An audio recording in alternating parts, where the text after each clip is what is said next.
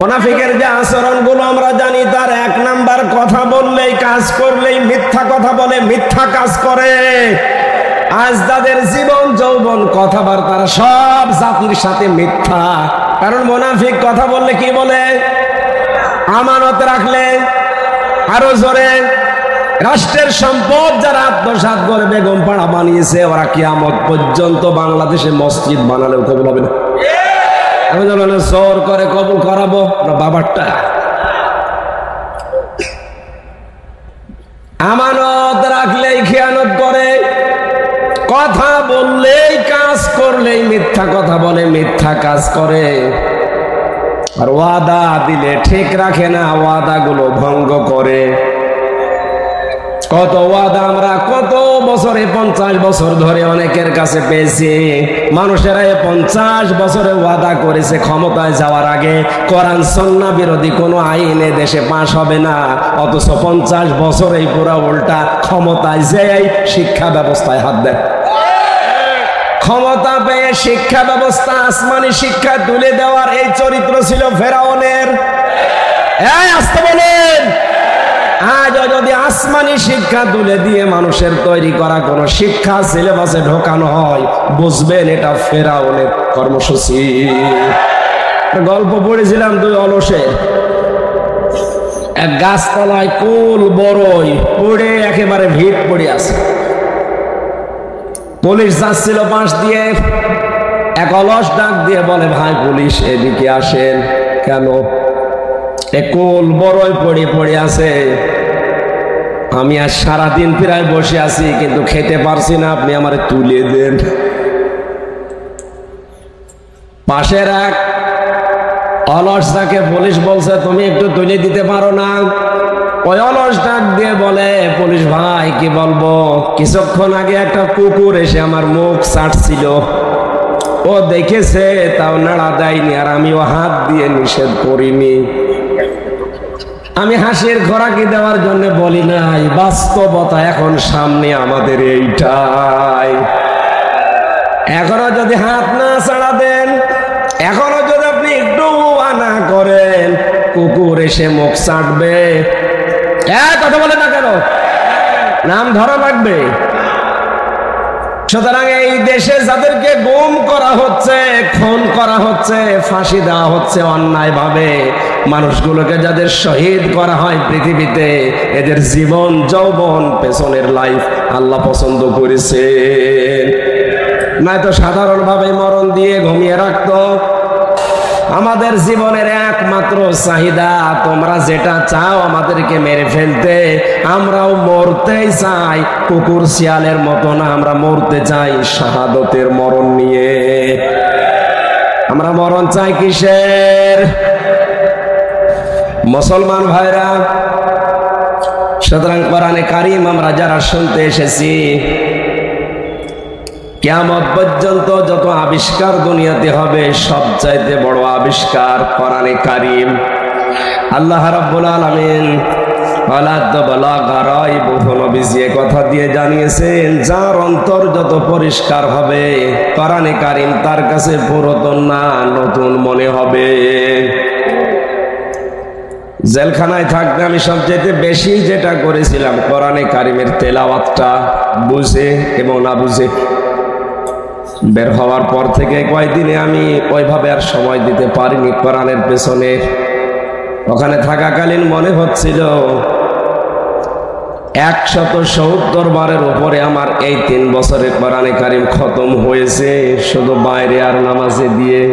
তো এখন পড়তে গেলে মনে হচ্ছে আমি নতুন নাজিল করা কিতাব পড়ছি। আশ্চর্য কোরআন যিনি আমাদেরকে দিয়ে এত বড় বিশাল দয়া দেখিয়েছেন, কুল বিফাদলিল্লাহি ওয়া বিরহমাতিহি ফাবিযালিকা ফালিয়াফরাহু হুয়া খায়রুম মিম্মা ইয়াজমাউন। সূরা ইউনূসের 58 নম্বর আয়াতে 11 পারা 14 নম্বর পৃষ্ঠা 7 নম্বর লাইনে এটা এসেছে। আল্লাহ তাআলা বলেন, নবী আপনি বলুন, তামাম দুনিয়া যা পেয়ে আনন্দ করে খুশি হয়, ওগুলো সব অস্থায়ী, একটাও স্থায়ী না। আজ যারা যেভাবে হোক ভোট করে মন্ত্রী হয়ে এমপি হয়ে আনন্দ আছে, খুব বেশি হলেও টিকলেও 5 বছর। কথা বলেন না কেন? আপনি যতই আনন্দ করেন না কেন, কয় বছর? আল্লাহ পাক বলেন আমি যেটা পাঠালাম এটা ওইরকম অস্থায়ী না, স্থায়ী শুধু এতটুকুই না, দুনিয়া যতদিন আছে থাকবে, কিয়ামতের পরেও এ কোরআনে কারীম থাকবে। কিয়ামতের পরে জান্নাতি মানুষদেরকে আল্লাহ যেটা তেলাওয়াত করে শোনাবে ওইটার নাম কি? আরো জোরে বলেন।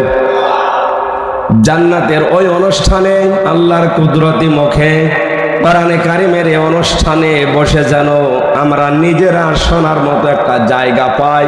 আজকের এই অনুষ্ঠান ওই ব্যবস্থা আমাদের করে দেন, বলেন আমিন। তোমার দুনিয়া যা পেল এগুলো পেয়ে ওরা আনন্দে আছে, করুক। হে নবী, আপনার উম্মতদেরকে বলবেন তারা যেন আনন্দ করে কোরআন পেয়ে। কি পেয়ে? কারণ তামাম দুনিয়ার চাইতে আমি আল্লাহর কাছে কোরআনে কারীম শ্রেষ্ঠ সম্পদ। জোরে বলেন আল্লাহু আকবার। এত বড় বিশাল সম্পদ আল্লাহর ভাষায়, এটা যদি কেউ প্রচার করতে চায়, উপস্থাপন করতে চায় মানুষের কাছে, আল্লাহ রাব্বুল আলামিন ধরন দিয়েছেন কি করে প্রচার করবেন। কোরআন জানাচ্ছেন কিতাবুন উনজিলা ইলাইকা ফালা ইয়াকুন ফি সাদরিকা হারাজুম মিনহু লিতুনযিরা বিহি ওয়া যিকরা লিল মুমিনিন। আল্লাহ পাক বলেন এই যে কিতাব আপনাকে দিয়েছি, এটা মানুষদেরকে যখন সতর্ক করবেন, আপনার মনের ভেতরে যেন কোনো ভয়, ভীতি, সংশয়, সন্দেহ এগুলো কাজ না করে। হারাজন শব্দের অর্থ আমরা পেয়েছি তাফসীরে 2টা। 1 নম্বরে কোরআন প্রচার করতে গেলে হয়তো মনের ভেতরে ভয় আসতে পারে যে অনেকেই না বুঝে বিরোধিতা করবে। এই মানুষ আছে না নেই? আছে, এদেশে এখন বেশি। প্রশাসনের কান ভারী করে আমার নাম দিয়ে যারা, আর ওনারাও ভুল বোঝে, ওরা কোরআনে কারীমের উপস্থাপন সঠিকভাবে না বুঝে ভুল বোঝে। কথা বলেন না কেন? 2 নম্বরে আবহমান কাল থেকে হয়তো অনেক নিয়ম নীতি এদেশে চলে আসছে যেগুলো ইসলাম মনে করে মানুষ পালন করে। আসতে বলেন। বিশেষ করে চট্টগ্রাম বিভাগে বেশি আবহমান কাল থেকে এমন এমন নীতি চলে আসছে ইসলামের নামে, ওটা ইসলাম না, মানুষ বানিয়েছে ইসলামের নাম দিয়ে। আমি ডক্টর আব্দুল্লাহ জাহাঙ্গীর স্যারের হাদিসের নামে জালিয়াতিতে যতগুলো হাদিস আমার চোখে পড়েছে ধরার মতো, উল্লেখযোগ্য সব এই বিভাগের সাথে মেলে আর বরিশালের সাথে। জোরে বলেন সুবহানাল্লাহ না নাউজুবিল্লাহ। উনি ওখানে অনেক হাদিস দিয়েছেন যেটা হাদিস না, হাদিসের নামে জালিয়াতি করে ঢুকিয়েছে। কিছু কিছু মানুষ দেখে বিভিন্ন অনুষ্ঠানে গেলে এশকের ঠেলায় লাফায়। কোথায় পেয়েছেন বলেন তো? এই যে চাঁদপুর জেলা চট্টগ্রাম বিভাগে না? এক কথা বলেন না কেন? ব্রাহ্মণবাড়িয়া জেলা কোন বিভাগে? এই সমস্ত জেলাতে বিভিন্ন অনুষ্ঠানে হাজারো মানুষ শুনি পীর সাহেবও লাফায়, মুরিদও লাফায়। শুধু লাফিয়ে শেষ করে না, বাঁশ বয়ে ওঠে, গাছ বয়ে ওঠে, এমনকি পীর সাহেবের গলা পর্যন্ত ধরে ঝোলাঝুলি করছে। 18 সালে একবার গিয়েছিলাম চাঁপাইনবাবগঞ্জের সোনা মসজিদ মাহফিলে, যে বসে আছে এক ঘরে, শুনলাম আমার আগে যিনি উঠেছে ওনার বয়ানে এত এশক, এত তেজ। এক মুরিদ জিকির করতে করতে গাছে উঠে বসে আছে। আমার এসে কমিটির লোকজন বলছে হুজুর ঘটনা ঘটে গেছে। জিজ্ঞাসা করলাম গাছে কেন? যে এশকের ঠেলায় উঠেছে। জিকিরের এত তেজ আপনার যে আপনি গাছে উঠে বসে আছেন, পাশেই কিন্তু ছিল ওই যে কাঁটাওয়ালা মান্দার গাছ, ওইটাই ওঠে না। যাতে মাতাল হলো তাহলে ঠিক আছে। সুতরাং আমি এই কোরআনের মঞ্চ থেকে, যেহেতু এটা মিডিয়া এসেছে, রেকর্ড হচ্ছে, কালকে সারা দুনিয়া ছড়াবে, ইসলামের নাম নিয়ে এগুলো যারা করছেন কোনো ভিত্তি নেই, সব ওদের দরবার টিকানোর বানানো পদ্ধতি। আপনার বয়ান কি রসুলের বয়ানের চাইতেও বেশি তাসির ছিল? বিশ্ব নবী যারা যতদিন বয়ান করেছেন, কোন মানুষ লাফিয়েছে, গাছে উঠেছে, এই সামিয়ানা বেয়ে বেয়ে উঠেছে, আমরা তো পাইনি। আপনি কোথায় পেলেন এগুলো? এই নিয়ম নীতি যখন মেলে না, আবাহমান কাল থেকে চলে আসতেছে 50 বছর 100 বছর ধরে, কোরআনের সঠিক কথাগুলো বললে, তাফসির করলে ওই খোলসাগুলো উপর থেকে চলে যাবে। কারণ তাফসির মানে খুলে ফেলা। তাফসির মানে কি? যখন আবরণগুলো আমি খুলে দেব, জাতির সামনে উন্মুক্ত হয়ে যাবে, তো ভণ্ডামি করে খাচ্ছে, যখন ওই মানুষগুলো মন খারাপ করতে পারে, এই মানুষ বাংলাদেশে এখন নেই।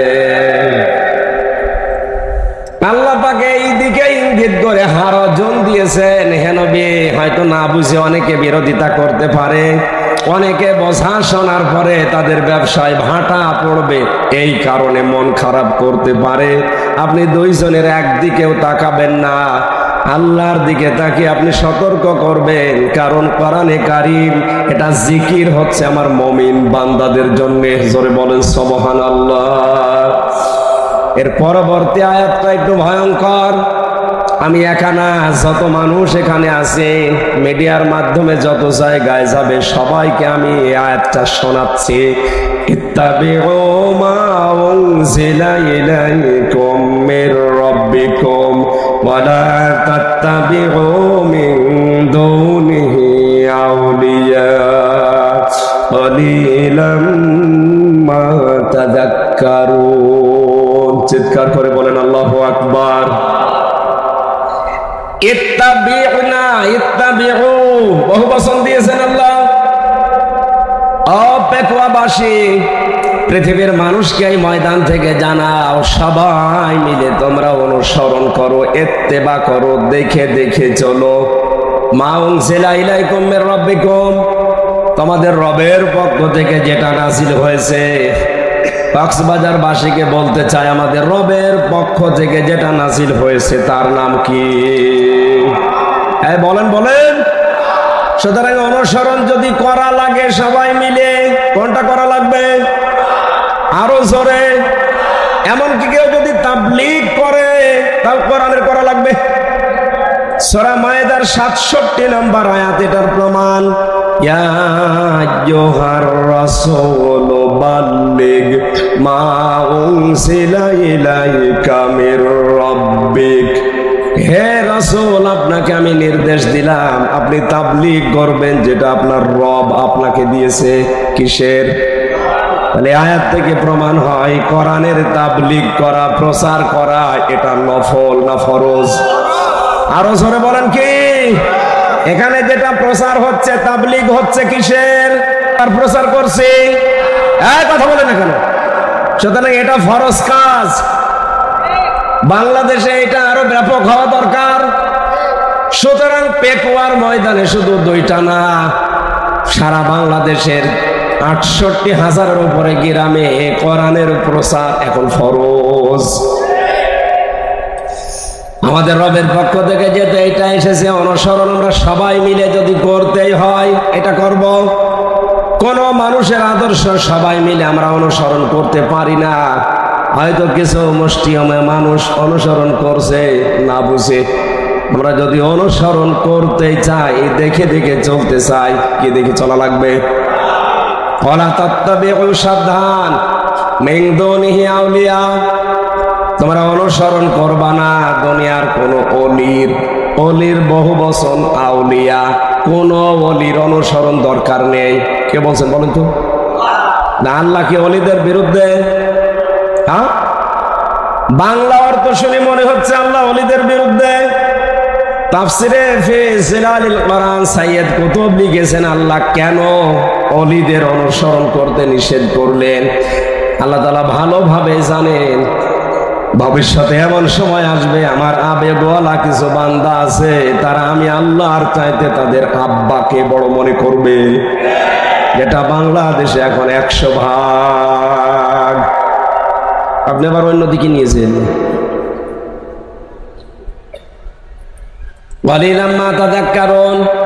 আল্লাহ বলেন এরপরও কিছু মানুষ আমার উপদেশ গ্রহণ করে, অধিকাংশ মানুষই মুখ ফিরিয়ে চলে যায়। আপনারাই মুখ ফেরানোর দলে যাবেন না উপদেশ নেবেন? এই কোরআনে কারীম থেকে আমি 2টা আয়াত পড়েছি, সূরা বাকারার 124 নম্বর আয়াত আর সূরা তাওবার 111 নম্বর আয়াত। সূরা বাকারার 124 নম্বর আয়াতটা পড়েছিলাম এই কারণে, কয়েকদিন আগে মাত্র 8-9 দিন হলো, 8 দিন আগে এখানে পাশে যেখানে ছিলাম বলেছিলাম এই আয়াতে হযরত ইব্রাহিম আলাইহিস সালামকে আল্লাহ পৃথিবীতে 50টা পরীক্ষা করেছে। কয়টা? এই পরীক্ষাগুলো এত কঠিন ছিল, এমন শক্ত ছিল, কোরআনে কারিমে আল্লাহ সবগুলো আমাদের শিক্ষার জন্য ধাপে ধাপে তুলে দিয়েছে। আমি পুরাটা নোটও করেছিলাম, পরিবেশ আমাদের অনুকূলে না থাকার কারণে আমি আয়াতটা বাদ দিয়ে দিচ্ছি। না না, আপনি এখানে এসে বলুন। সভাপতি এখানে বসে আছে, আমার কানের ভেতরে কি যেন লাগাচ্ছে আর বলছেন না। সূরা তাওবার আয়াতটা নরম আয়াত, এইটা পড়ি অসুবিধা নেই। রাসূলের উপরে দরুদ আর সালাম পাঠ করার মাধ্যমে সূরা তাওবার এই আয়াতটা আপনি মন দিয়ে ধীর স্থির ভাবে শোনেন, কিছু পাবেন ইনশাআল্লাহ। জবান খুলে পড়েন আউযু বিল্লাহি মিনাশ শাইতানির রাজিম, বিসমিল্লাহির রহমানির রহিম,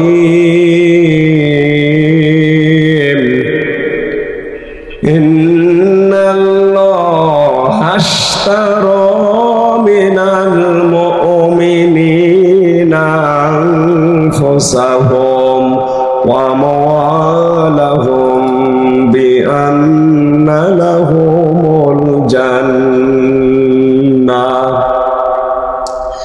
আমার ভাইরা, কোরআন যত অ্যাক্টিভ ভাবে মানুষ শুনবে আল্লাহ তার দিকে তত বেশি নজর দিয়ে থাকবে। ইমাম মালিক 100 বার আল্লাহকে স্বপ্ন দেখেছিলেন, 100 বারই তিনি জিজ্ঞাসা করেছেন মাবুদ তোমার নজর বেশি কোন দিকে থাকে।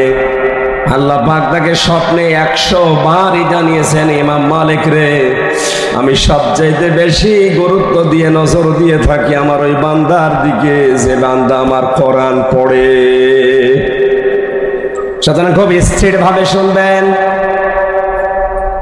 প্রধানমন্ত্রী আজকে যদি বলে আমার কাছে অমুককে নিয়ে আসো, আমি তাকে দেখব, মানুষ পাগলের মতো এই 400 কিলো দূর থেকে ছুটে যাবে। কথা বলে না কেন?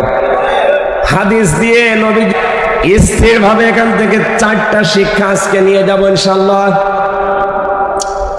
আমি এদিকে ওদিকে ডালপালা সব বাদ দিয়ে সরাসরি তাফসীরে প্রবেশ করছি। আল্লাহ পাক বলেন ইন্নাল্লাহা আশতারা,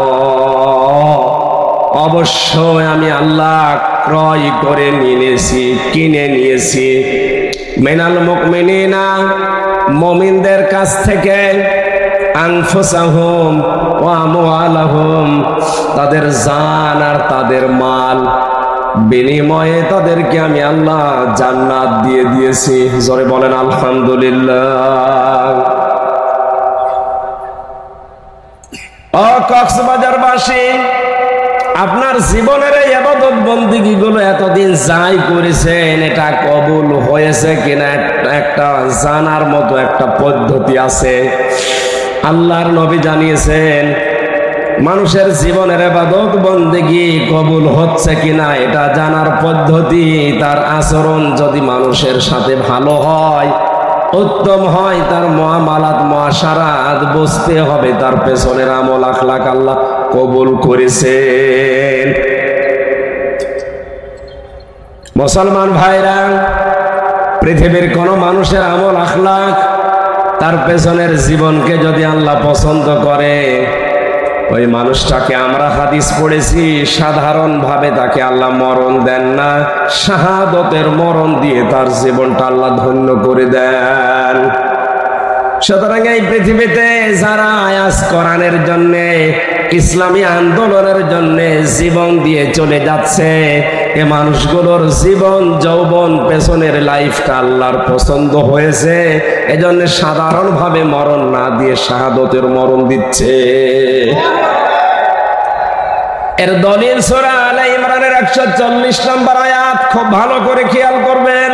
ওয়ালিয়া'লামাল্লাহুল্লাযীনা আমানু ওয়া ইয়াত্তাখিযা মিনকুম শুহাদা আল্লাহু লা ইউহিব্বুয যালিমিন। এই ভালো করে মিলাবেন। তোমাদের ভেতরে সবাইকে আমি শাহাদাতের মরণ দেই না। বিশ্ব নবী সারাটা জীবন তিনি দোয়া করতেন, হযরতে ওমরেরও সারা জীবনের দোয়া ছিল এইটা, আল্লাহুম্মা ইন্নী আসআলুকা শাহাদাতান ফি সাবিলিক ওয়া জাআল মাউতি ফি বালাদি রাসূলিক। হযরতে ওমর সারা জীবন বলেছিলেন, আল্লাহ আমাকে সাধারণভাবে মরণ দিও না, মরণ যদি আমারে দাও তুমি শাহাদতের মরণ দিও, আর রাসূলের শহরে মরণ দিও। জোরে বলেন সুবহানাল্লাহ। সাধারণভাবে মরার শাহাদতের মরণ পার্থক্য কি? এই যে মুরব্বী সভাপতি যদি কালকে মারা যান, যদি ঈমান নিয়ে মারা যেতে পারে, কবরে থাকবে, ঘুমিয়ে পড়বে, এই শেষ, আর কিছু নেই। কিয়ামত পর্যন্ত শুধু ঘুমিয়েই থাকবে।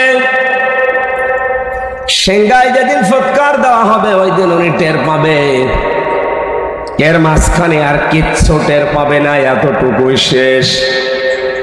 কিন্তু কোন মানুষ যদি শাহাদতের মরণ পায়, লোকটা শুধু মরণের পরে ঘুমিয়ে থাকবে না, মরণের সঙ্গে সঙ্গে কবরে দেবেন, ওই সময় থেকে আল্লাহ নিজে তাকে খাওয়াবেন। ওয়ালা তাহসাবান্নাল্লাযীনা কুতিলু ফি সাবিলিল্লাহি আমওয়াতা বাল আহইয়াউন ইনদা রাব্বিহিম ইরসাকুন। সূরা আলে ইমরানের ভেতরে আল্লাহ জানিয়েছেন, হে নবী, আমি আল্লাহর রাস্তায় যাদেরকে হত্যা করা হয়, মেরে ফেলা হয়, শহীদ করা হয়, এদেরকে আপনি মৃত ভাববেন না, এরা জীবিত। শুধু জীবিত না, এদেরকে আমি আল্লাহ নিজে রিজিক দান করি। জোরে বলেন আল্লাহু আকবার। পেকুয়া বাসে ঘুমিয়ে থাকলে খাওয়া লাগে, কথা বলেন না কেন? খাওয়া লাগে জীবিত থাকলে। সুতরাং এই দেশে যাদেরকে গুম করা হচ্ছে, খুন করা হচ্ছে, ফাঁসি দেওয়া হচ্ছে অন্যায় ভাবে, মানুষগুলোকে যাদের শহীদ করা হয় পৃথিবীতে, এদের জীবন যৌবন পেছনের লাইফ আল্লাহ পছন্দ করেছে। নয়তো সাধারণভাবে মরণ দিয়ে ঘুমিয়ে রাখতো। যেহেতু আল্লাহ তাদের জীবন যৌবন পছন্দ করেছে, তাদের প্র্যাকটিক্যাল লাইফটা আল্লাহর ভালো লেগেছে, এজন্য ঈমান নিয়ে মরণের পাশাপাশি তাদেরকে আল্লাহ শাহাদতের মরণ দিয়ে ধন্য করছে। নবীজির চাচা হযরতে হামজা রাদিয়াল্লাহু তাআলা আনহু ইন্তেকালের প্রায় 30 বছর পর তার কবরটা একবার মদিনায় ঢল হওয়ার কারণে ভেঙে গিয়েছিল। ওই সময় ছোটবেলায় তার সাথে যারা যুদ্ধে লিপ্ত হয়েছিল, এখন তারা বড় হয়ে গেছে। রক্ত অনুসন্ধান করতে করতে যে দেখে হযরতে হামজার যে সমস্ত জায়গায় কাফেররা তরবারি দিয়ে আঘাত করেছিল, ওই ক্ষত চিহ্ন দিয়ে ফেনকি দিয়ে রক্ত বের হচ্ছে। আমার প্রশ্ন হচ্ছে, মানুষ যদি খাবার খায় তাহলে রক্ত গোশত তৈরি হয়, কথা বলেন ঠিক কিনা? খাবার না খেলে তার রক্ত তৈরি হবে কি করে? এই আয়াত দ্বারা হযরতে হামজার জীবনী দ্বারা প্রমাণ হয় যে মানুষগুলো শাহাদত বরণ করে, ওদেরকে আল্লাহ এমনিতে ঘুমিয়ে রাখে না, খাবার খাওয়ান। আমাদের জীবনের একমাত্র চাহিদা, তোমরা যেটা চাও আমাদেরকে মেরে ফেলতে, আমরাও মরতেই চাই, কুকুর শিয়ালের মতো না, আমরা মরতে চাই শাহাদতের মরণ নিয়ে। আমরা মরণ চাই কিসের? আল্লাহ বলেন আমি কিনতে চাই সবারটা না, মিনাল মুমিনিনা, মুমিনদের কাছ থেকে। আজ বাংলাদেশ মুনাফিকে ভরে গেছে, এজন্য বহু কিছু তৈরি করে দিচ্ছে, কবুল হচ্ছে না। আল্লাহ তাআলা দেননি যে ইন্নাল্লাহ হাশতারা মিনাল মুনাফিকিনা, আমি মুনাফিকদের থেকে কিনতে চাই না। এজন্য আমাদের আগে মুমিন হওয়া লাগবে। মুমিন না হয়ে মসজিদ বানিয়ে টাইলস লাগিয়ে দিলেও কবুল। আরো জোরে বলেন, আমার কথার ওজন কত আপনি টের পাচ্ছেন? আজ মুমিন না হয়ে আপনি মুনাফিক হয়ে মসজিদে টাইলস লাগিয়েছেন, মসজিদে ফ্যান লাগিয়েছেন, কার্পেট বিছিয়ে দিয়েছেন, তিনতলা মাদ্রাসা বানিয়ে দিয়েছেন। আল্লাহর কসম, আল্লাহ কিনবে না, আল্লাহ কিনতে চাই শুধুমাত্র মুমিনেরটা। আর মুমিন ওই লোকটা যে ভালো কাজে আনন্দ পায়, অন্যায় কাজ দেখলে তার কষ্ট লাগে। আজকে কাজটা ভালো কাজ না অন্যায় কাজ? জোরে বলুন। এই ভালো কাজের আজ আনন্দ যারা এলাকায় পায়নি, এটা বন্ধ করে দিলে যাদের খুশি হতো, এরা ইমানদার না মুনাফিক? ওরা যদি পুরা পেকুয়া মাদ্রাসা বানিয়ে দেয়, কবুল হবে? বলেন বলেন, শক্ত হয়ে যাচ্ছে না? এইটা আয়াতের কথা। আমরা জানি কোন বিষয় যদি কেউ বেচা কিনা করতে চায়, চারটা জিনিস সামনে রাখা লাগে। একটা সম্পদ লাগে, কি কথা বলেন এখন, একটা মূল্য লাগে, কি, আর একজন বিক্রেতা লাগে যে বেচবে, একজন ক্রেতা লাগে যিনি কিনবে। এবার আপনার মগজ, আপনার মাথা এদিকে দেন, এখানে সরাসরি ক্রেতাকে আরো জোরে, জোর হলো না? অনেকে আমাদের মতো মেধা নিয়ে আছে, বলেন উনি এত সক্ষম, আমরা বাজারে গিয়ে পচা মাছ কিনতে চাই না। আমাদের আল্লাহ, আমাদের মালিক যিনি, তার যোগ্যতা, তার সক্ষমতা কত বেশি আপনার কল্পনায় ধরবে না। তিনি যদি কোনো কিছু কিনতে চায়, পচা জিনিস, অবৈধ জিনিস, মিথ্যা জিনিস কিনবে। আজ বাংলাদেশে যাদের সব কিছু মিথ্যার উপরে গড়ে উঠছে, ওদের জীবন আল্লাহ কিনবে। আরো জোরে, ওদের মাদ্রাসা কিনবে, মসজিদ কিনবে, ওদের তাবলিগ কিনবে। আপনি যদি বলেন এখন সব আমার গায়ে পড়ছে না, আপনাকে আমি বাঁচার জন্য বলছি। আল্লাহ ইন্নাল্লাহ হাশতারা মিনাল মুনাফিকিনা দেননি, ইন্নাল্লাহ হাশতারা মিনাল কাফিরিনা দেননি, ইন্নাল্লাহ হাশতারা মিনাল মুশরিকিনা দেননি। আল্লাহ দিয়েছেন ইন্নাল্লাহ হাশতারা মিনাল মুমিনিন। আপনাকে আগে মুমিন হওয়া লাগবে। কি হওয়া লাগবে? আরো জোরে। মুমিন হওয়ার জন্য আয়াতের পরবর্তীতে 10টা গুণ আল্লাহ দিয়েছেন। এই গুণগুলো যদি আমরা অর্জন করতে পারি, মহান আল্লাহ বলেন যালিকা হুয়াল ফাউজুল আযীম, এদের জীবন হবে মহা সফল। জয় বলেন আল্লাহু আকবার। প্রথমে ফ্যানটা দিয়ে গলাটা বসে গেছে, কষ্ট হচ্ছে।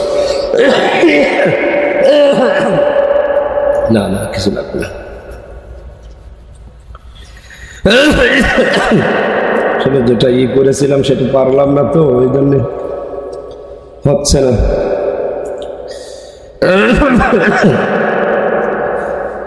কোরআনে কারিম আমি যেই ধাঁচে বোঝাচ্ছি, আপনি কি বুঝতেছেন? তাহলে আমাদেরকে কিছু বিক্রি করতে হলে কি হওয়া লাগবে? আরো জোরে। মুনাফিক হলে, মুনাফিকের যে আচরণগুলো আমরা জানি, তার 1 নাম্বার, কথা বললেই, কাজ করলেই মিথ্যা কথা বলে, মিথ্যা কাজ করে। আজ তাদের জীবন যৌবন কথাবার্তারা সব জাতির সাথে মিথ্যা। ওদের 6000 মসজিদ বানিয়ে দিলেও কবুল হবে না। এবার কোন হুজুর নিয়ে আসবেন? নিয়ে আসেন।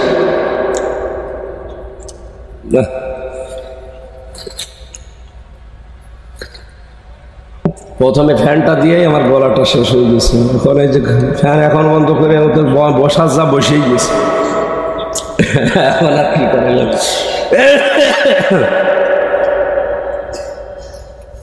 মুসলমান ভাইরা, আমি আপনাকে বলছি, মুসলমান ভাইরা আপনাকে বলছি, ইমানদার না হয়ে তামাম দুনিয়া মসজিদ বানানেও লাভ নেই। আপনি করছেন কার জন্যে? বলেন বলেন। উনি তো কিনতে চান না আপনারটা, কারণ মুনাফিক কথা বললে কি বলে? আমানত রাখলে। আরো জোরে, রাষ্ট্রের সম্পদ যারা আত্মসাৎ করে বেগম পাড়া বানিয়েছে, ওরা কিয়ামত পর্যন্ত বাংলাদেশে মসজিদ বানালেও কবুল হবে না। আমি জানেন জোর করে কবুল করাবো বাবারটা। আমানত রাখলেই খেয়ানত করে, কথা বললেই কাজ করলেই মিথ্যা কথা বলে, মিথ্যা কাজ করে, আর ওয়াদা দিলে ঠিক রাখে না, ওয়াদাগুলো ভঙ্গ করে। কত ওয়াদা আমরা কত বছরে 50 বছর ধরে অনেকের কাছে পেয়েছি। মানুষেরা 50 বছরে ওয়াদা করেছে ক্ষমতায় যাওয়ার আগে কোরআন সুন্নাহ বিরোধী কোনো আইন দেশে পাশ হবে না, অথচ 50 বছরেই পুরা উল্টা ক্ষমতায় যেই শিক্ষা ব্যবস্থায় হাত দেয়। ক্ষমতা পেয়ে শিক্ষা ব্যবস্থা আসমানি শিক্ষা তুলে দেওয়ার এই চরিত্র ছিল ফেরাউনের। আসতে বলেন, আজ যদি আসমানি শিক্ষা তুলে দিয়ে মানুষের তৈরি করা কোন শিক্ষা সিলেবাসে ঢোকানো হয়, বুঝবেন এটা ফেরাউনের কর্মসূচি। কিন্তু আমাদেরকে সাবধান হওয়া লাগবে এই জায়গায়। এই কারণে ক্লাস 7 পর্যন্ত, এর আগে ঠিক আছে, 7-এ যেটা দেওয়া হয়েছে আমি নাম নয় নিলাম, অন্তত 1 থেকে 7 পর্যন্ত যাবার আগে আমাদের ছেলে মেয়েদেরকে এমন ভাবে তৈরি করা লাগবে, ওখানে যেয়ে পড়ুক সিলেবাস, কিন্তু বিশ্বাস যেন না করে। এদের মগজটা এইভাবে তৈরি করা দরকার আছে না নেই? এখন যদি বলেন না আরো কিছু দেরি আছে, অলস হয়ে থাকেন। একটা গল্প পড়েছিলাম, 2 অলসে এক গাছতলায় কুল বড়ই পড়ে একেবারে ভিড় পড়ে আছে। পুলিশ যাচ্ছিল পাশ দিয়ে, এক অলস ডাক দিয়ে বলে, ভাই পুলিশ এদিকে আসেন। কেন? কুল বড়ই পড়ে আছে, আমি আজ সারাদিন প্রায় বসে আছি কিন্তু খেতে পারছি না, আপনি আমারে তুলে দেন। পাশের এক অলসটাকে পুলিশ বলছে, তুমি একটু তুলে দিতে পারো না? ওই অলস ডাক দিয়ে বলে, পুলিশ ভাই কি বলবো, কিছুক্ষণ আগে একটা কুকুর এসে আমার মুখ চাটছিল, ও দেখেছে তাও নাড়া দেয়নি, আর আমিও হাত দিয়ে নিষেধ করিনি। আমি হাসির খোরাকি দেওয়ার জন্য বলি নাই, বাস্তবতা এখন সামনে আমাদের এইটাই। এখনো যদি হাত না ছাড়া দেন, এখনো যদি আপনি একটু আনা করেন, কুকুর এসে মুখ চাটবে। কথা বলে না কেন? নাম ধরা লাগবে। এই জন্য আমাদের ছেলে মেয়েদেরকে এখন তৈরি করা লাগবে, এই যে কেজি 1 থেকে, পেলে থেকে, নার্সারি থেকে এমন ভাবে তারা শিক্ষা দিয়ে 7 পর্যন্ত নিয়ে যেয়ে পৌঁছিয়ে দেন, ও পাশ করার জন্য সিলেবাস পড়ুক, কিন্তু এটা তোর বিশ্বাস না করে। আমি আশা করি কথা ডিপলি না গেলেও বোঝাতে পেরেছি। আল্লাহ তুমি এদের তৌফিক দাও বোঝার, জোরে বলেন আমিন। আল্লাহ কিনতে চান প্রথমে মুমিনদেরটা, কি কিনবেন? আনফুসাহুম, তাদের জান। কি কিনবেন? বলেন বলেন। জান মানে আমাদের এই জান নিয়ে আল্লাহ কি করবেন? মানুষের জান তার জীবনকে পবিত্র করার জন্য আমি 2টা ঔষধ পেয়েছি। 1 নম্বরে মানুষের জীবন পবিত্র করার জন্য শিরিক মুক্ত জীবন তৈরি করা লাগবে। খুব ভেবে চিন্তে আমাদের জীবনে যেন শিরিক না আসে। শিরিক আবার 4 প্রকার, শিরিক বিল জাত, শিরিক বিল সিফাত, শিরিক বিল ইখতিয়ার, শিরিক বিল হুকুক। এই 4 প্রকার আবার ভাগ করলে হয় 72 প্রকার। এই সূক্ষ্ম বিষয়গুলো আপনি কোরআন হাদিস পড়ে মিলিয়ে বাস্তবে সেট করবেন, যে কোনো পরিস্থিতিতে শিরিক যেন জীবনে না আসে। ইন্নাল্লাহা লা ইয়াগফিরু আন ইউশরাকা বিহি ওয়া ইয়াগফিরু মা দুনা যালিকা লিমান ইয়াশা। আল্লাহ পাক বলেন, বান্দার সব অপরাধ মাফ করে দেব, কিন্তু শিরিকের গুনাহ মাফ করব না। এজন্য আমাদের জীবনকে পরিচ্ছন্ন পবিত্র করতে হলে কি মুক্ত হওয়া লাগবে? 2 নম্বরে আমরা যেন বেদাত না করি। এই 2টা বিষয় যদি আমাদের ভেতর থেকে দূর হয়ে যায়, শিরিক আর বেদাত, আল্লাহর কসম আমাদের জীবন হবে পবিত্র পরিচ্ছন্ন। ওই জীবন আল্লাহ কিনতে চান, সাধারণভাবে কিনবে না, শাহাদতের মরণ দিয়ে ধন্য করে কিয়ামত পর্যন্ত রিজিক দিতেই থাকবে। 2 নাম্বার, ওয়া আমওয়ালাহুম, তোমাদের মাল আল্লাহ কিনতে চান। মালের বহু বচন আমওয়াল আল্লাহ দিলেন এই কারণে আমি তাফসিরে খাজেনের ভেতরে মাল শব্দের ব্যাখ্যা পেয়েছি 9 প্রকার। কয় প্রকার? আরো জোরে। এর 1 নম্বরে আছে নেককার নারীর নাম। এই দুনিয়াতে সবগুলো নবীজির দৃষ্টিতে সম্পদ। আদ-দুনিয়া কুল্লুহা মাতাউন ওয়া খায়রু মাতাউদ দুনিয়া ইমরাতুস সালিহা। পৃথিবীর সব কিছুই সম্পদ, এর ভেতরে উত্তম শ্রেষ্ঠ সম্পদ হচ্ছে আল্লাহওয়ালা মেয়ে মানুষ। আল্লাহওয়ালা মেয়ে মানুষের গুণ আমি পেয়েছি আবার 4টা। কয়টা? হযরতে আসিয়া ছিলেন আল্লাহওয়ালা মেয়ে মানুষ। এই কথা বলেন না কেন? তার জীবনীতে দেখবেন সূরা তাহরিমের 11 নম্বর আয়াতটা আল্লাহ তার জন্য নাজিল করেছেন। এই দুনিয়াতে 2 জন নারীকে আল্লাহ 2টা আলাদা জিনিস দিয়েছিলেন। একজনকে জীবিত অবস্থায় সালাম দিয়েছেন, আমাদের নবীজির স্ত্রী খাদিজাতুল কুবরাকে। 2 নম্বরে জীবিত অবস্থায় জান্নাতের ঘর দেখিয়েছেন হযরতে আসিয়াকে।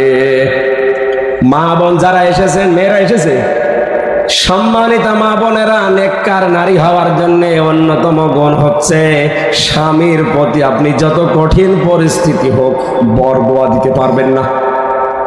নবীজি বলেন জাহান্নামের দিকে তাকিয়ে দেখলাম 2টা কারণে মেয়েরা জাহান্নামে বেশি যায়।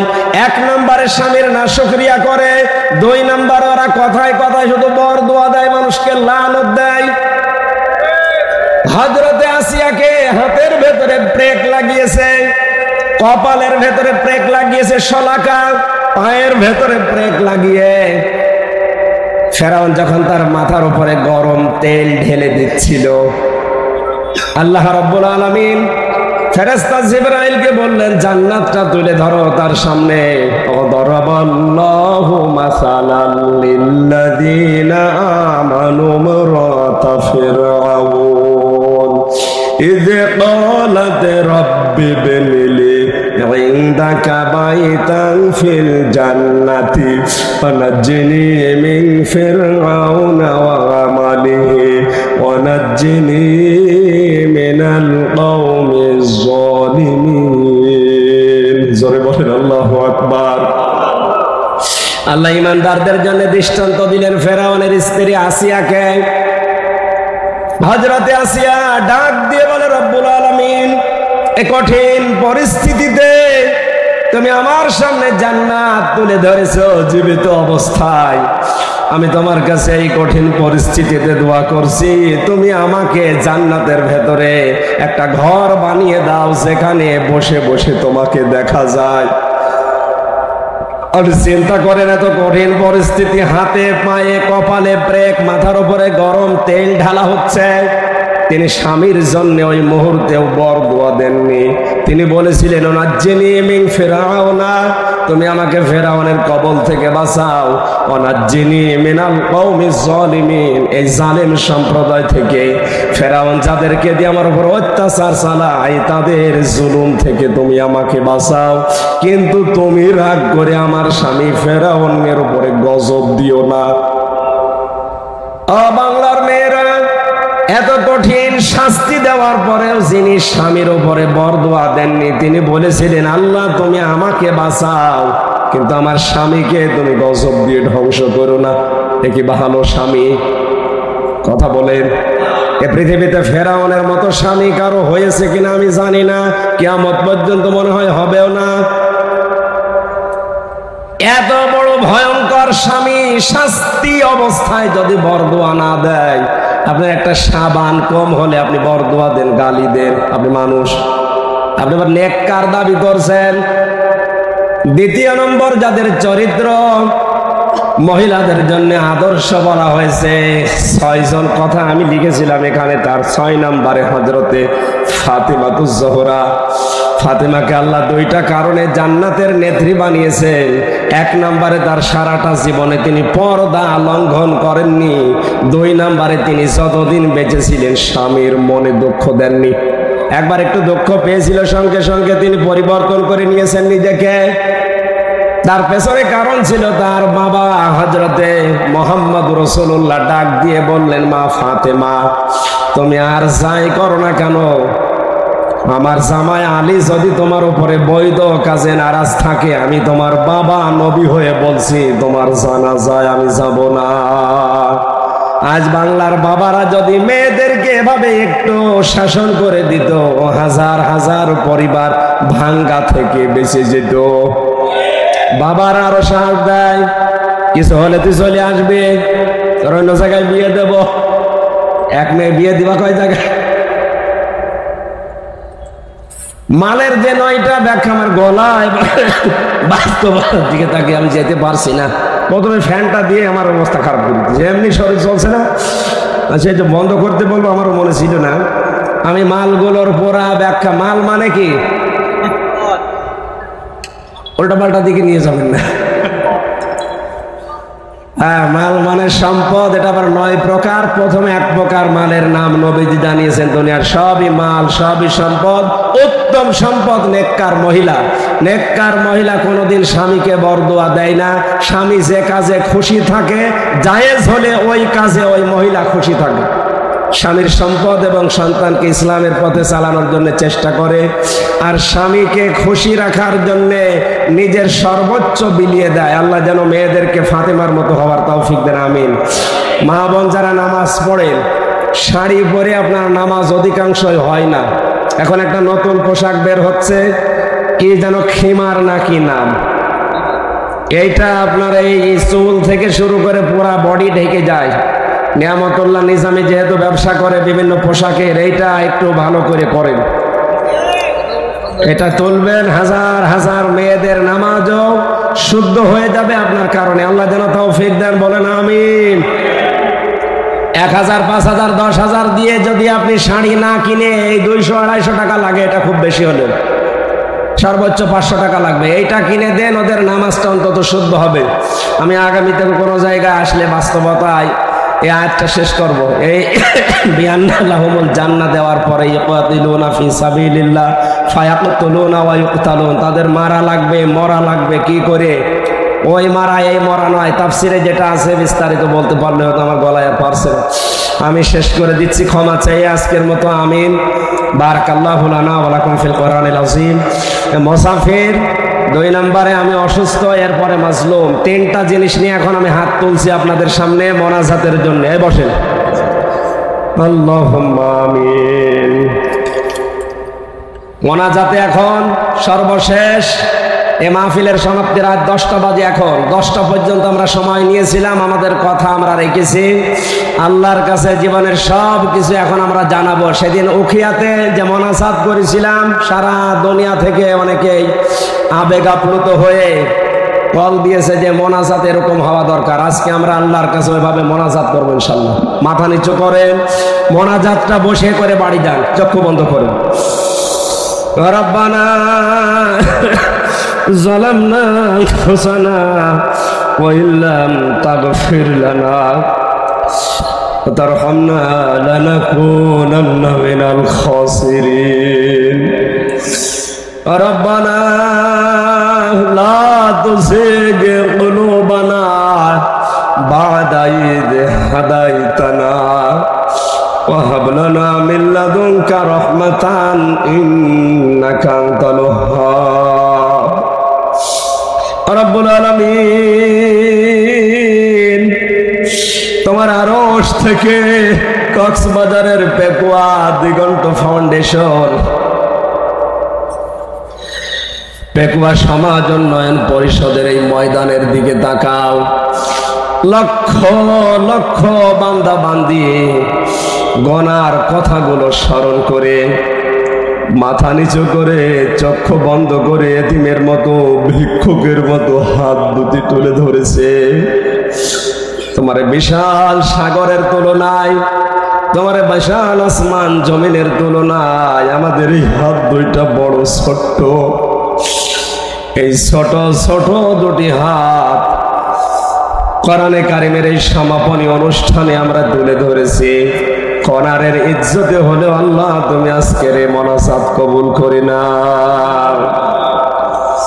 ভয় হয় মাঝে মাঝে নামের আগে আলেম লেখা থাকে, মাওলানা মুফতি লেখা থাকে, না জানি কিয়ামতে তুমি আমাদের সাথে কি করো। আলেম মাওলানা মুফতি লেখা থাকে, থাকলেই তো হচ্ছে না, এটা হক আদায় করা দরকার।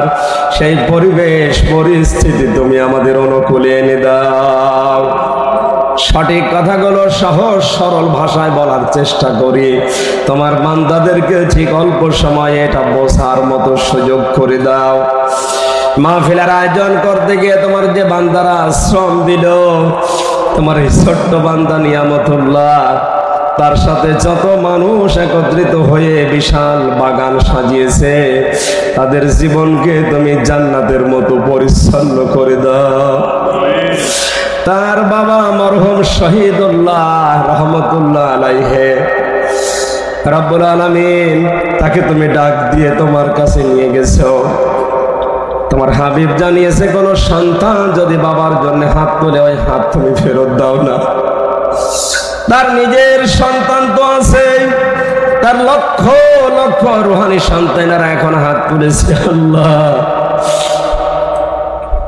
আমি যাই হই না কেন, মানুষ তো আমাকে অনেকে আলেম মনে করে। রব্বুল আলামিন তোমার হাবিব জানিয়েছে, আল উলামা ওয়ারাসাতুল আম্বিয়া, আলেমরা নবীর নায়েবে রাসূল ওয়ারিস।